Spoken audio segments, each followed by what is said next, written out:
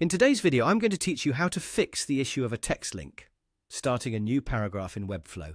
If you've encountered this problem before, you know how frustrating it can be. You have a paragraph of text, and when you try to insert a hyperlink, it unexpectedly causes a break in the paragraph.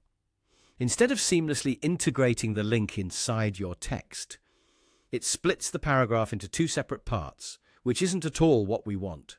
But don't worry, this is a common issue. And thankfully, there's a simple fix. Let's dive right in.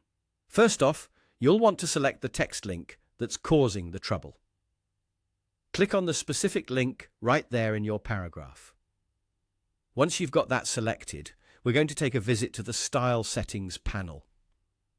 This is where we can control how our text link behaves within the paragraph. Now, once you're in the style settings, you'll see a section dedicated to layout settings. This is the key part of the process, so let's focus here. Within these layout settings, you're going to notice a display section. The default setting often creates that unwanted line break, so what we need to do is adjust it. Look for the display option, and you'll see a drop-down menu that initially says None. Go ahead and click on that drop-down icon. It will give you a list of options, and from this list, you should select Inline. By choosing Inline, you're telling Webflow to treat the link like any other part of the text in your paragraph, rather than as a separate entity that requires its own space. With that simple adjustment, you will immediately see your text link perfectly embedded within the paragraph, maintaining the flow of your writing without those awkward breaks. It really is just a quick change, but it makes such a significant difference in creating a tidy, cohesive look for your text. And just like that, you've fixed the issue.